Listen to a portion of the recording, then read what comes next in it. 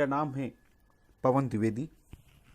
हम अपने अध्याय 6 के विद्युत चुम्बकीय प्रेरण के भाग 4 का आज अध्ययन करेंगे। आज उसको समझेंगे। तो सबसे पहले देख लेते हैं कि कौन कौन सी कॉन्सेप्ट को हम आज समझेंगे। सबसे पहला स्वप्रेरण, सेल्फ इंडक्टेंस एवं स्वप्रेरण गुणांक, इसका कांस्टेंट, इसको समझेंगे। फिर सोलेनोइड की परिनालिका के स्वप्रेरकत्व का डेरिवेशन निकालेंगे। फिर एक और डेरिवेशन करेंगे, कुंडली में संचित पोटेंशियल एनर्जी स्थितिज ऊर्जा जो होती है 12LI², इस डेरिवेशन को निकालेंगे। और साथ ही कुंडलियों का श्रेणी क्रम और समानांतर क्रम संयोजन करेंगे। बहुत सारे कॉम्बिनेशन आपने करे हैं सीरीज और पैरेलल के। आपने कैपेसिटर का किया है, आपने रेजिस्टर्स का किया है और आपने सेल का किया है। अब आपको आखिरी कॉम्बिनेशन पढ़ना है, वो है प्रेरकत्व का या कुंडली। देखिए, कुंडली को हम प्रेरकत्व भी कहते हैं। हमने प्रेरकत्व पिछले लेक्चर में पढ़ा है, तो उसको आप और आगे हम बढ़ाएंगे। तो चलिए शुरू करते हैं। सेल्फ इंडक्टेंस, देखिए, जब किसी कॉइल में धारा बहती है और उस बहने वाली धारा के मान में हम परिवर्तन करें, हमने फैराडे के नियम में देखा था, फैराडे के प्रयोग में, कि जब हम दाब कुंजी को दबाते हैं तो गैल्वेनोमीटर में डिफ्लेक्शन आता है और दाब कुंजी को छोड़ते हैं तब भी गैल्वेनोमीटर में डिफ्लेक्शन आता है। यानी जब हम धारा में परिवर्तन करते हैं, धारा को बढ़ाएं, मान को बढ़ाएं या धारा के मान को कम कर दें, तो इस कुंडली में एक प्रेरित धारा उत्पन्न होती है। जब हम ये आप सर्किट देख रहे हैं, ये धारा नियंत्रक RH लगा हुआ है, ये एक कुंजी लगी हुई है और एक कॉइल है, इसमें धारा बह रही है इस बैटरी से। जब हम इस बैटरी से बहने वाली धारा के मान में परिवर्तन करते हैं, यानी धारा के मान को बढ़ाते हैं, इस नियंत्रक से हम रेजिस्टेंस को कम करते हैं, तो धारा का मान बढ़ जाता है। तो इस कॉइल के अंदर एक इंड्यूस्ड करंट बहती है। इस करंट के अलावा इसके अपोजिट यदि हम धारा के मान को बढ़ा रहे हैं और धारा के मान को कम कर रहे हैं, तो इसकी बहती है। इसको हम कहते हैं स्वप्रेरण। जब किसी कुंडली या परिपथ से बहने वाली धारा के मान में परिवर्तन किया जाता है, तो उस कुंडली से लिंक्ड चुंबकीय फ्लक्स में परिवर्तन होने के कारण उसी कुंडली में प्रेरित धारा उत्पन्न होती है। इस पूरी घटना को हम कहते हैं स्वप्रेरण। पूरी प्रेरित धारा उत्पन्न करने की जो कॉन्सेप्ट है, उसके पीछे हम समझ चुके हैं कि मैग्नेटिक फ्लक्स में चेंज है। चुंबकीय फ्लक्स में जिस तरीके से भी परिवर्तन होगा, प्रेरित धारा उत्पन्न होगी। तो धारा के मान को कम करने या बढ़ाने पर भी कुंडली से संबद्ध चुंबकीय फ्लक्स बदलता है। इसलिए इसमें एक और इंड्यूस्ड करंट बहती है, जो इसमें फ्लक्स बदलने का कारण क्या है? धारा के मान में परिवर्तन होना। तो लेंज के नियमानुसार इस परिवर्तन का विरोध करती है, यानी इस धारा को कम करने का प्रयास करती है। धारा का बढ़ना इसमें प्रेरित धारा उत्पन्न करने का कारण है। तो इसके अपोजिट में एक इंड्यूस्ड करंट बहता है, प्रेरित धारा बहती है। ये घटना कहलाती है स्वप्रेरण। यानी उसी कुंडली में, एक ही कुंडली की बात है, उसी कुंडली में बहने वाली धारा के मान में परिवर्तन करें तो एक अन्य धारा, प्रेरित धारा उत्पन्न होती है। यह कहलाता है सेल्फ इंडक्शन या स्वप्रेरण। अब हम इसके गुणांक को समझते हैं। देखिए, यदि किसी कुंडली में n फेरे हैं, n टर्न्स हैं, कैपिटल N टर्न्स हैं, और प्रत्येक फेरे से बद्ध चुंबकीय फ्लक्स फाई है, तो कुल चुंबकीय फ्लक्स कितना होगा? n फाई, जिसे हम फ्लक्स बंधता कहते हैं। ठीक है, तो जब फ्लक्स में परिवर्तन हो रहा है, तो चुंबकीय फ्लक्स का मान जो है वो परिवर्तन कैसे होता है? धारा के मान में परिवर्तन होने के कारण। तो चुंबकीय फ्लक्स का मान प्रवाहित धारा I के क्या होगा? डायरेक्टली प्रोपोर्शनल होगा, समानुपाती होगा। तो हम लिख सकते हैं n फाई समानुपाती I। अब फिजिक्स में नियम है, समानुपाती को जब हम बराबर में बदलते हैं तो एक कांस्टेंट यूज करते हैं। तो यहां हमने जो कांस्टेंट यूज किया है वो कैपिटल L है। इसको हम कहते हैं सेल्फ इंडक्टेंस या स्वप्रेरकत्व या स्वप्रेरण गुणांक। तो इससे L निकालें तो ये क्या आएगा? n phi upon I। L क्या है? नियतांक है, जिसे कुंडली का स्वप्रेरकत्व या स्वप्रेरण गुणांक कहते हैं। अब इसी फार्मूले से हम इसको क्या कर देंगे? डिफाइन कर देंगे। डेफिनेशन इसकी निकाल लेंगे। कैसे निकाल लेंगे ये अभी हमने समझा। n फाई समानुपाती I, n फाई बराबर Li, L बराबर n फाई अपॉन I। यदि इस इक्वेशन में I बराबर 1 हो तो L बराबर क्या आएगा? n फाई के। n फाई क्या है? फ्लक्स बंधता। n फाई क्या है? Total flux. उस सर्किट से, उस परिपथ से, उस कॉइल से संबद्ध पूरा फ्लक्स क्या है, n फाई, क्योंकि n फेरे हैं और एक फेरे से संबद्ध फ्लक्स फाई है। तो L का मान n फाई के कब बराबर है, जबकि उसमें एकांक धारा बह रही है। इसका मतलब है कि हम ये कह सकते हैं कि किसी कुंडली का स्वप्रेरकत्व आंकिक रूप से कुंडली से बद्ध उस चुंबकीय फ्लक्स के बराबर होता है जो कुंडली में एकांक धारा प्रवाहित करने पर उत्पन्न होता है। I बराबर 1 रखने पर L का मान n फाई आया। इसका मतलब है I का मान 1 का मतलब एकांक धारा। यदि कॉइल में एकांक धारा प्रवाहित हो रही है तो उससे जितना चुंबकीय फ्लक्स बनता है वो स्वप्रेरकत्व कहलाता है। L बराबर n फाई। इस डेफिनेशन को आप नोट कर लीजिएगा, ठीक है। SI यूनिट इसका क्या होता है, यहां देखिए L बराबर क्या आ गया, n phi upon I। n phi flux का यूनिट वेबर है, I का यूनिट एम्पियर है, तो इसका यूनिट क्या होगा, वेबर पर एम्पियर। लेकिन हेनरी के सम्मान में, हेनरी वैज्ञानिक के सम्मान में इस पूरे को हेनरी कहा जाता है। वेबर पर एम्पियर को हम क्या बोलते हैं, हेनरी बोलते हैं। कैपिटल H से इसको शो करते हैं और ये अदिश राशि है। अब हम फैराडे का विद्युत चुंबकीय प्रेरण का दूसरा नियम हमने पढ़ा है। उसके आधार पर यदि प्रश्न आता है कि फैराडे के विद्युत चुंबकीय प्रेरण के द्वितीय नियम के आधार पर स्वप्रेरकत्व को परिभाषित कीजिए, तब आपको दूसरे नियम से इसकी डेफिनेशन देना है। अब दूसरा नियम क्या कहता है, दूसरा नियम यह कहता है कि प्रेरित विद्युत वाहक बल चुंबकीय फ्लक्स में परिवर्तन की दर के अनुक्रमानुपाती होता है। उससे हमने जो फार्मूला निकाला था वो निकाला था E equals to D phi upon D T, किसके लिए, एन फेरे के लिए। तो E बराबर minus D phi upon D T निकाला था। यहां फाई की वैल्यू कुल फ्लक्स क्या है, एन फाई है, तो minus D N phi upon D T Faraday के दूसरे नियम से हम लिखेंगे। अब एन फाई की वैल्यू क्या है, एल आई है, जो कि हमने अभी देखी कि एन फाई जो है वो आई के समानुपाती है और एल आई आता है, तो हम इस एन फाई की जगह एल आई लिख सकते हैं, ठीक है। एल कांस्टेंट है, एल को हम आगे ले आएंगे, तो E इक्वल्स टू हमारा हो जाएगा minus L D I by D t. यदि d I by D t को हम एक कर दें, ये d I by D t क्या है, टी के सापेक्ष आई का अवकलन, यानी ये धारा परिवर्तन की दर है। जब भी हम टी के सापेक्ष अवकलन करते हैं तो वो परिवर्तन की दर को व्यक्त करता है। तो D I by D t क्या है, एक है, यानी एकांक है। इसका मतलब ये हुआ कि E बराबर हमारा क्या आएगा, माइनस एल आएगा। माइनस ये अपोजिट होता है इंड्यूस्ड ईएमएफ, इसलिए फैराडे के दूसरे नियम में ऋण चिन्ह आता है।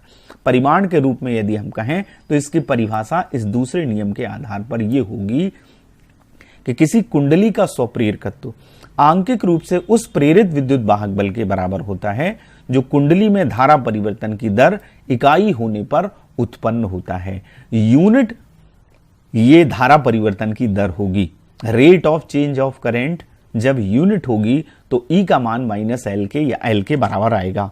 तो यही हम कह रहे हैं, किसी कुंडली का स्वप्रेरकत्व आंकिक रूप से उस प्रेरित विद्युत वाहक बल के बराबर होता है जो कुंडली में धारा परिवर्तन की दर इकाई होने पर उत्पन्न होता है।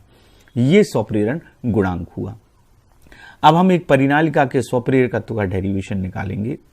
परिनालिका आप जानते हैं क्या होती है, आपने इससे पहले वाले चैप्टर में गतिमान आवेश एवं चुंबकत्व में परिनालिका का व्यंजक ज्ञात किया है। तो परिनालिका को आप समझ गए, जो चुंबक की तरह व्यवहार करती है। तो इसका हमें इंडक्टेंस निकालना है।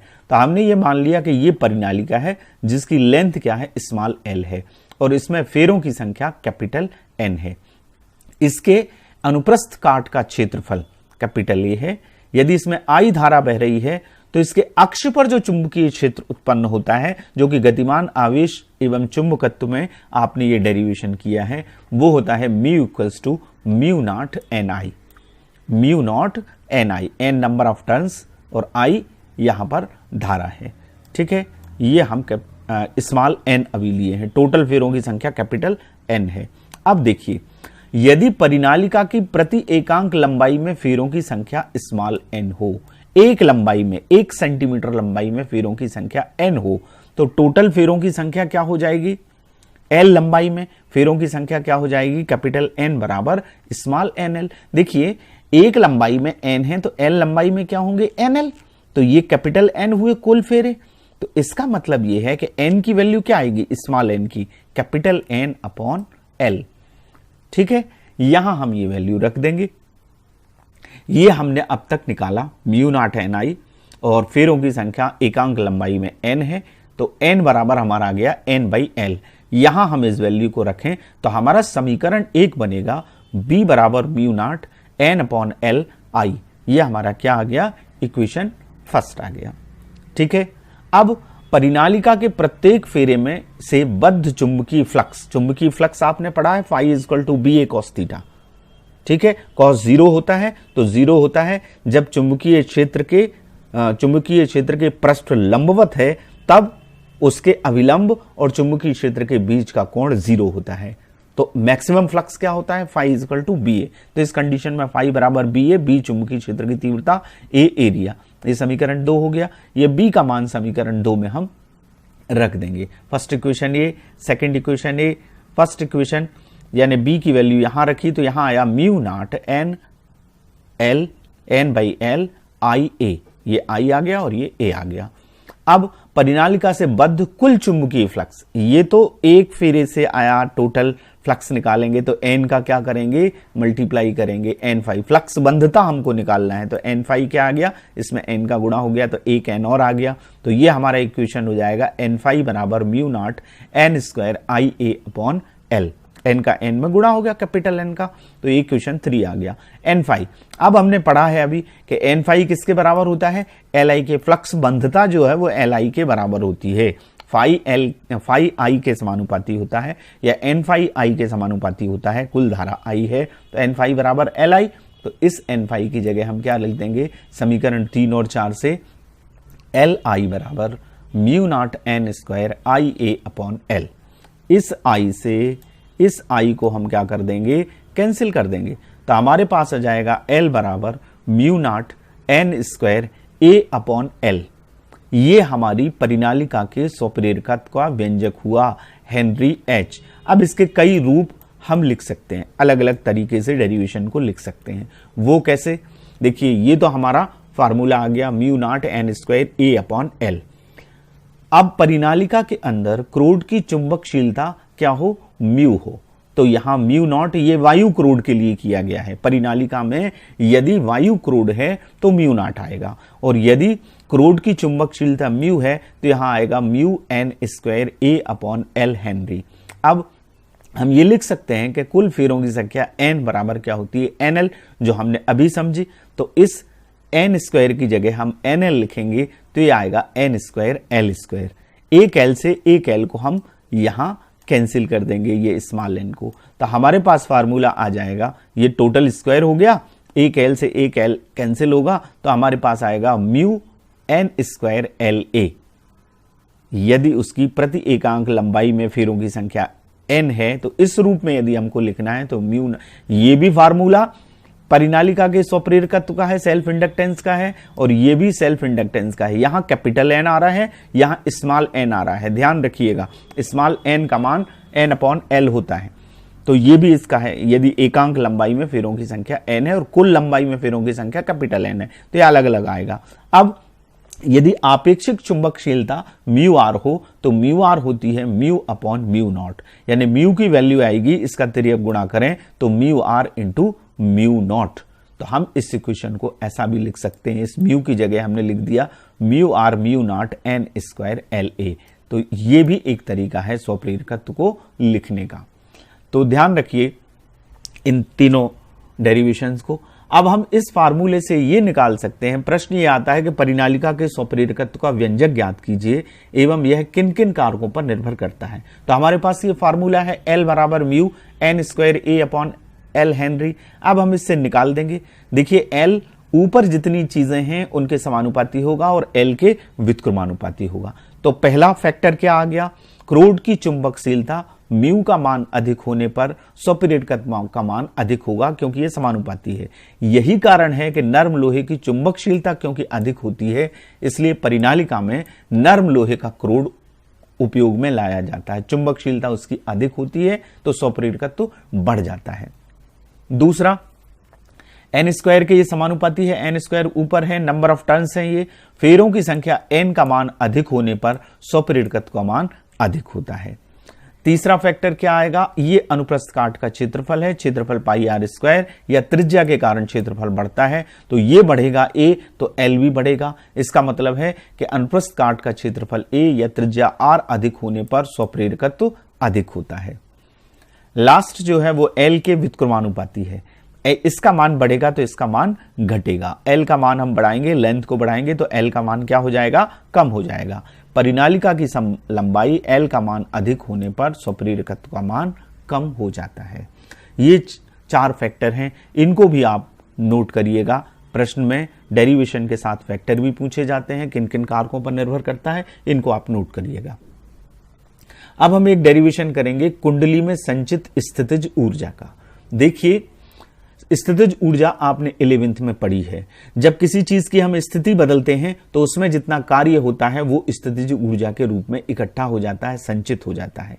स्वप्रेरण की घटना में जो विरोधी प्रेरित विद्युत वाहक बल उत्पन्न होता है या प्रेरित धारा उत्पन्न होती है उसको विरोधी विद्युत वाहक बल भी कहा जाता है, क्योंकि जो धारा का परिवर्तन हो रहा है उसी से चुंबकीय फ्लक्स में परिवर्तन हो रहा है। तो लेंज का नियम यह कहता है कि विद्युत धारा की दिशा इस प्रकार की होती है कि वह उस कारण का विरोध करती है जिससे वह स्वयं उत्पन्न होती है। ये विरोधी विद्युत वाहक बल इसलिए है क्योंकि यह परिपथ में बहने वाली धारा परिवर्तन का विरोध करता है। ये बिल्कुल भौतिक दृष्टि से जड़त्व का कार्य है। आपने 11th में पढ़ा है जड़त्व क्या होता है। जड़त्व का मतलब होता है किसी भी विराम अवस्था में यदि कोई वस्तु है या गति अवस्था में है तो वस्तु का यह गुण है कि वो उस परिवर्तन का विरोध करता है। अवस्था परिवर्तन का विरोध करने वाले फैक्टर को हम कहते हैं इनर्शिया, जड़त्व कहते हैं। तो ये ठीक जड़त्व की तरह है। ये जो प्रेरित विद्युत वाहक बल है, ये जो कुंडली में विरोधी विद्युत वाहक बल उत्पन्न हो रहा है, ये किसी भी प्रकार के उस परिवर्तन का विरोध करता है जिससे फ्लक्स बदले, यानी ये धारा परिवर्तन का विरोध करता है। तो फिजिकल सिग्निफिकेंस इसका ये है कि जड़त्व की तरह कार्य करता है। तो यदि हमें परिपथ में धारा स्थापित करना है तो विरोधी विद्युत वाहक बल क्या कर रहा है, इस धारा परिवर्तन का, धारा के बढ़ने का या धारा के घटने का विरोध कर रहा है। तो हमें इस विद्युत वाहक बल ई के विरुद्ध कार्य करना पड़ता है। और वो जो कार्य है कौन करता है, बैटरी करती है। कौन करता है, जो सोर्स है, जो हमारा ईएमएफ का सोर्स है वो करता है। तो कुंडली में जो कार्य करना पड़ता है इसके विरुद्ध, वो कुंडली में चुंबकीय ऊर्जा के रूप में, स्थितिज ऊर्जा के रूप में संचित होता है, स्टोर होता है, उसको हम कहते हैं चुंबकीय स्थितिज ऊर्जा। तो अब हम ये वर्क निकालेंगे, ये कार्य है, तो स्थितिज ऊर्जा का वही डेरिवेशन होगा।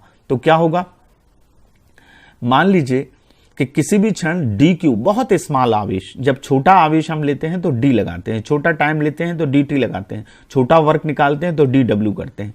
किसी क्षण इंस्टेंट ऑफ टाइम पे डी क्यू आवेश को परिपथ में चलाने में बैटरी द्वारा किया गया कार्य डी डब्ल्यू है। तो हमने विद्युत वाहक बल को पढ़ा है करंट इलेक्ट्रिसिटी के चैप्टर में, डब्ल्यू अपॉन क्यू होता है।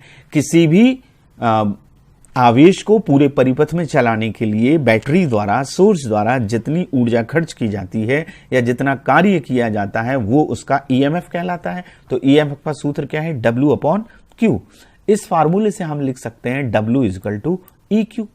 यहां हमने अल्प कार्य किया, ये इंस्टेंट ऑफ टाइम पे डी क्यू आवेश को परिपथ में चलाया गया है और डी डब्ल्यू इसमें कार्य करना पड़ेगा। तो इस फार्मूले के स्थान पर D W equals to mod E D Q आएगा। हम केवल बात कर रहे हैं परिमाण की। ये प्रेरित विद्युत वाहक बल है, यह हमारा इक्वेशन हुआ। अब फैराडे के दूसरे नियम से इस ई का मान क्या होता है, minus L D I by D T. अभी हमने पढ़ा है D phi by D T होता है, E equals to D phi by D T, और फाई की वैल्यू क्या होती है, एल आई, एन फाई की वैल्यू क्या होती है, एल आई। तो minus L D I upon D T, इसका केवल परिमाण रखेंगे। ये जो माइनस है ये केवल दिशा बताने के लिए है। तो इस ई की जगह, मॉड ई की जगह हम लिख देंगे L D I by D I D q by D T. ये जो डी टी है वो यहां आ गया। अब आप जानते हैं d q by D t क्या है, उस इंस्टेंट पर ये करंट है। आई बराबर क्या होता है, क्यू अपॉन टी, आवेश प्रवाह की दर को हम विद्युत धारा कहते हैं। तो d q by D T उस इंस्टेंट ऑफ टाइम पर क्या है, करंट है। तो आई बराबर हम लिख सकते हैं d q by D t. तो d q by D t की जगह यहां समीकरण 3 में क्या आ जाएगा, आई आ जाएगा। तो ये हो जाएगा एल डी आई आई या एल आई डी आई। अब हम इसका क्या कर दें, गणित हमारे पास है, इसको इंटीग्रेट कर दें। जब dx बराबर ऐसा कुछ आता है तो हम क्या करते हैं, समाकलन करते हैं। तो हम इस इक्वेशन का क्या करेंगे, समाकलन करेंगे 0 से i तक। कुंडली में धारा लिमिट क्या रहेंगी, 0 से i, धारा के मान को 0 से i तक बढ़ाने में किया गया कार्य, दोनों तरफ आप समाकलन कर दीजिए। ये 0 से w हो जाएगा और 0 से i तक बढ़ाने में किया गया कार्य, पूरा कार्य क्या है w, तो इसका समाकलन क्या आएगा w माइनस 0। जब dw को हम समाकलित करेंगे तो w आएगा, dx को समाकलन करते हैं तो x आता है, और लिमिट जब खुलती है तो upper limit minus lower limit, तो अपर लिमिट में w है, लोअर लिमिट में 0 है, तो w माइनस 0 माने w आएगा। अल्टीमेटली ये क्या आएगा, w। ये l कांस्टेंट है, इस l को हमने बाहर कर लिया। Integration 0 to i di। अब i का जो इंटीग्रेशन होगा वो i²/2 होगा। कैसे होगा, देखिए इंटीग्रेशन, अब आप 12th के मैथमेटिक्स में पढ़ रहे हैं, जो जीव विज्ञान के छात्र हैं उनके लिए भी मैं बता दूं, ये बिल्कुल प्राइमरी फार्मूला है xn dx, ये होता है समाकलन का सूत्र। इसको जब हम समाकलित करते हैं तो ये आता है x की पावर n+1 अपॉन n+1, यहां नीचे आएगा n+1, ठीक है, नीचे n+1 घात जुड़ जाती है, मतलब xn है, x के ऊपर यदि एक घात है तो x की पावर 2/2 आ जाएगा, और यहां लिमिट लगेंगी ब्रैकेट के बाहर। और लिमिट को खोलने का तरीका यह है कि वो अपर लिमिट पहले भराती है और माइनस का निशान लगता है, फिर लोअर लिमिट भराती है। ये समाकलन का सूत्र है, आपको पता होगा। तो ये आ गया कैसे, i², i के ऊपर एक पावर है तो 1 + 1 i², और नीचे आएगा n+1 यानी 1 + 1 2, 0 to i। अब हम इसको खोलेंगे तो ये क्या आएगा, i², i की जगह i की वैल्यू रखा गई i²/2, और यहां लोअर लिमिट क्या है, उससे पहले माइनस लगेगा 0²/2, ये तो हमारा क्या हो गया, 0 हो गया। तो हमारे पास आ गया w = l i²/2। तो w = हमारा क्या हो गया, ये आएगा 1/2 l², ठीक है, u बराबर 1/2 l i², ये आएगा, ठीक है। तो यहां हमने किया l i²/2, w बराबर l i²/2, इसको हाफ l i² लिख दिया, ये लिखा हुआ है। यही कार्य कुंडली में स्थितिज ऊर्जा के रूप में संचित होता है, इसलिए कुंडली की स्थितिज ऊर्जा क्या होगी, u बराबर हाफ l i²। अब हम बात करते हैं एक और डेरिवेशन की, कुंडलियों का श्रेणी क्रम संयोजन और समानांतर क्रम संयोजन। आपने श्रेणी क्रम सबसे पहले पढ़ा था कैपेसिटर्स का, संधारित्रों का, फिर आपने पढ़ा रेजिस्टेंस का श्रेणी क्रम और समानांतर क्रम संयोजन, फिर आपने सेलों का पढ़ा। अब आपको पढ़ना है इंडक्टेंस का, अब आपको पढ़ना है क्वाइल का, जिसको हम इंडक्टर भी कहते हैं, प्रेरकत्व भी कहते हैं। तो प्रेरकत्व सीरीज में माने एक साथ जुड़ी हुई हैं। तो मान लीजिए दो प्रेरक कुंडलियों के स्वप्रेरकत्व L1 और L2 हैं, हमने Ln तक इसमें लिखा हुआ है, हम दो को लेकर चलते हैं कि दो जुड़ी हैं। तो इसमें यदि समान धारा I बह रही है तो इसका चुंबकीय फ्लक्स क्या होगा, φ1, और इसका क्या है φ2, तो टोटल चुंबकीय फ्लक्स क्या आएगा, φ बराबर φ1 + φ2। अब Li हम पढ़ रहे हैं, φ1 बराबर क्या होता है, φ बराबर क्या होता है Li। धारा समान होती है, जब श्रेणी क्रम में चीजें जुड़ी हैं तो धारा क्या होगी, समान होगी। तो φ1 की वैल्यू क्या आएगी, L1i, और φ2 की क्या आएगी, L2i। हम ऊपर वाले समीकरण में ये रखेंगे, तुल्य प्रतिरोध यदि कैपिटल L है तो हमने पहले इनको रख दिया, तो φ1 की वैल्यू L1i, φ2 की वैल्यू L2i, तो φ बराबर L1i + L2i। यदि टोटल इंडक्टेंस क्या है, तुल्य प्रतिरोध L है, तो हम ये लिख सकते हैं φ बराबर Li। ये I हम कॉमन और निकाल लेंगे, तो φ बराबर हम क्या लिखेंगे, Li। ये समीकरण 2 और ये समीकरण 3, इन दोनों को बराबर कर दीजिए, बहुत ही सिंपल है। Li इस तरफ आ जाएगा और I से I हम क्या कर देंगे, कैंसिल कर देंगे। तो L बराबर क्या आ गया, L1 + L2। ऐसे कई इंडक्टेंस यदि जुड़े हुए हैं, इंडक्टर यदि जुड़े हुए हैं, कई प्रेरक कुंडलियां जुड़ी हुई हैं, तो L बराबर आएगा L1 + L2 + L3 and so on Ln तक। यानी श्रेणी में जुड़ा है तो सारों के प्रेरकत्व क्या हो जाते हैं, जुड़ जाते हैं। अब हम समानांतर क्रम संयोजन की बात करते हैं। यदि बहुत सारी कुंडलियां L1, L2, L3 and so on Ln तक, ये पैरेलल है, ये पैरेलल कॉम्बिनेशन है, इसमें जुड़ी हुई हैं, तो आपको पता है कि पैरेलल में धारा अलग अलग होती है। मान लीजिए यहां से सोर्स से I धारा बह रही है और इस वाली कॉइल से I1 बहती है और इस वाली से I2 बहती है, तो कुल धारा क्या हो जाएगी I1 प्लस I2। सीरीज में समान धारा होती है और पैरेलल में अलग अलग होती है, तो I बराबर क्या आएगा I1 प्लस I2। टी के सापेक्ष हम इसका क्या कर दें, अवकलन कर दें, तो D by D T, di1 by D T और di2 बाई डी टी, ये हमारा इक्वेशन फर्स्ट हो गया। अब समांतर क्रम में क्या होता है, समानांतर क्रम के जितने कॉम्बिनेशन आपने सब में किए हैं सब में आपने पढ़ा होगा कि ईएमएफ बराबर होता है, पोटेंशियल डिफरेंस बराबर होता है, एक सा होता है, क्योंकि दो बिंदुओं के बीच में उनको जोड़ा जाता है। तो प्रेरित विद्युत भाग बल समान होगा, तो फैराडे के दूसरे नियम से E equals to minus L1, अभी हमने इसको यूज किया है कई बार, माइनस L1 di1 बाई डी2 ये आएगा, और E का मान इधर भी वही आएगा minus L2 di2 by dt। अब L1 को हम पक्षांतर कर दें तो इनके मान आएंगे minus E upon L1 is equal to di1 by dt, minus E upon L2 equals to di2 by dl2 dt। अब ये जो हमने अवकलन किया और ये हम लेके आए, तो ये दो वैल्यू आई इनसे पक्षांतर करने के बाद। इसी तरह से तुल्य प्रतिरोध L है, तो E बराबर क्या होगा minus L di by dt, तो E बाई L का मान क्या आ जाएगा di बाई dt। तो हम इस इक्वेशन में ये मान रख देंगे समीकरण में, ये वाला di1 बाई dt का सबके मान E upon L1, E upon L2, E upon L है, तो ये तीनों मान यहां आ गए समीकरण एक में। माइनस C यहां से है ही, यहां से कॉमन निकाल लीजिए, कैंसिल हो जाएंगे, तो 1 upon L equals to 1 upon L1 plus 1 upon L2, यानी ये व्युत्क्रम के योगफल के बराबर होता है। स्वप्रेरकत्व का व्युत्क्रम अलग अलग स्वप्रेरकत्वों के व्युत्क्रमों के योगफल के बराबर होता है समानांतर क्रम संयोजन में। एलसीएम लेके हम इसको इस तरह से भी लिख सकते हैं, L बराबर L1 L2 upon L1 plus L2। तो आज हमने इतने डेरिवेशन किए। आपके अभ्यास के लिए कुछ प्रश्न हैं, उनको आप करिएगा। पहला है स्वप्रेरण को परिभाषित कीजिए एवं इसका मात्रक लिखिए।